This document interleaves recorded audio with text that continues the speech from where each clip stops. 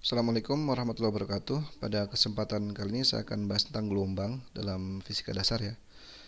Gelombang yang pada kesempatan kali ini akan saya bahas adalah definisi, jenis, dan besaran fisiknya. Ini pertemuan pertama ya untuk gelombang. Saya mulai dari definisi.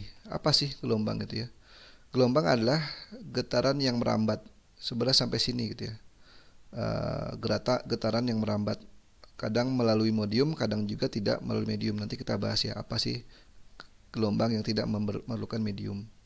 Maksudnya apa nih getaran yang merambat? Coba kita lihat gambar yang ada di bawah ini ya. Jadi misal ada sebuah tali yang ujungnya saya tempelkan di dinding ini, kemudian ujung yang di sini kita gerakan ke atas ke bawah gitu ya. Baik itu gerakannya random ataupun gerakannya osilasi gitu ya. Intinya kita gerakanlah ke atas ke bawah. Dan ternyata di samping kanan tali ini, samping kanan eh, jari ini di tali yang lebih kanan, ternyata itu ikut bergerak juga. Kenapa gitu ikut bergerak ya? Karena ada aliran energi, gitu. Ada rambatan energi. Akibatnya yang tadinya gerak atas bawahnya hanya ada di sini, maka ternyata di samping kanannya juga ternyata ikut bergerak ke atas ke bawah gitu. Itu yang maksudnya adalah getaran yang merambat gitu ya. Dan nah, yang dirambatkan bukan masanya ya, ingat ya, bukan masanya. Kalau kita tinjau titik di sini aja, misalnya ada sebuah massa, ya massa tali yang ada titik ini aja. Massa tali yang di sini kan nggak bergerak ke kanan kan gitu ya. Hanya bergerak ke atas ke bawah gitu. Artinya tidak bergerak ke kanan gitu si massanya. Tapi ternyata energinya nih yang mengalir ke kanan gitu. Itu namanya yang maksudnya bahwa energi yang merambat bukan massanya. Nah, untuk jenis-jenis gelombang sendiri ada beberapa ya kalau kita klasifikasikan. Pertama berdasarkan arah rambatnya ada namanya gelombang transversal. Nah, kalau gelombang transversal itu adalah arah getarannya itu tegak lurus dengan mediumnya. Jadi contoh gini, ini gelombang transversal ya. Kalau saya punya spring ada per gini ya, kemudian saya gerakan ke atas ke bawah, maka arah getarannya kan ke atas ke bawah gitu. Tapi arah rambatnya kan ke kanan. Tegak lurus arah rambatnya ke kanan, arah getarannya ke atas ke bawah. Nah, itu yang dinamakan dengan gelombang transversal. Nah, ada juga yang arah getarannya itu sejajar dengan arah rambatnya. Contohnya adalah misal di sini sama ya sama per-pernya. Tapi yang satu saya gerakan ke atas ke bawah, untuk yang longitudinal saya gerakan ke depan ke belakang gitu. Nah, ke depan ke belakang ternyata pada saat kita gerakan ke depan ke belakang ternyata di sini juga sama nih merambat gitu. Gerakan ke sini. Nah, ini yang namanya gelombang longitudinal. Nah, ini ada semacam animasi sederhana ya. Jadi kalau transversal itu seperti ini gitu ya, tuh gerakannya. Kemudian kalau longitudinal itu seperti ini. Regangan, rapatan bergerak ke sana. Dan itu yang jenis gelombang berdasarkan arah rambatnya. Yang kedua, ada berdasarkan dengan mediumnya gitu. Ada gelombang mekanik. Nah, gelombang mekanik ini selalu membutuhkan medium. Baik itu mediumnya benda padat, benda cair ataupun benda gas. Nah, contohnya adalah gelombang pada tali yang tadi kita sempat bahas ya, atau dalam pada per gitu ya. Dan bunyi gitu. Bunyi juga ternyata adalah sebuah gelombang suara ya. Lalu ada gelombang juga tapi tidak memerlukan medium rambat, namanya gelombang elektromagnetik. Contohnya sinar matahari, kemudian gelombang infrared dan lain sebagainya. Ya, itu jenis-jenis gelombang.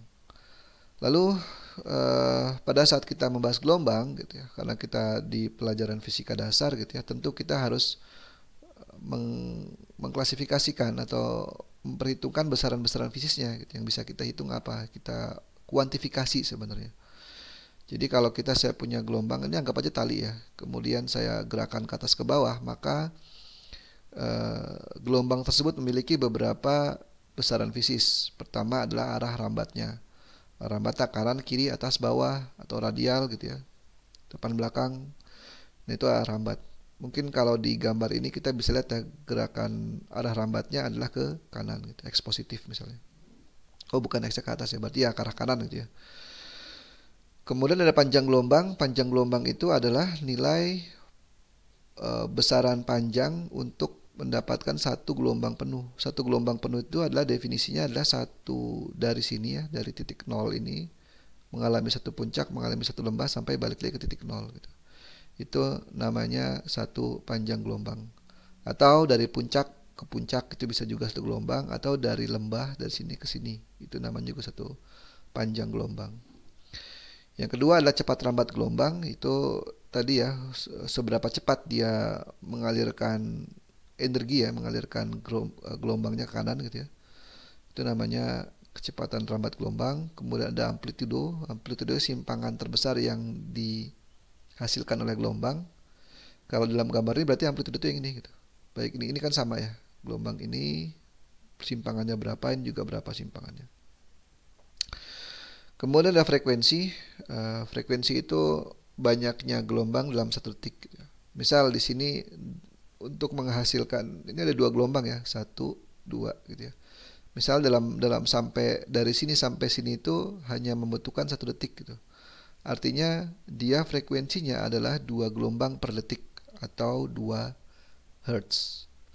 Lalu ada juga bilangan gelombang K, itu jumlah gelombang per satuan panjang. Contoh misalnya di sini panjangnya 1 meter gitu ya, dari sini ke sini 1 meter. Kita hitung ada berapa gelombang dalam 1 meter ini. Artinya ada 2 gelombang per meter. Yang terakhir adalah periode. Periode itu kebalikan frekuensi ya. Kalau frekuensi itu banyaknya gelombang setiap 1 detik. Kalau periode itu berapa detik yang dibutuhkan untuk menempuh satu siklus. Jadi, nah dari sini sampai sini itu berapa second nih gitu.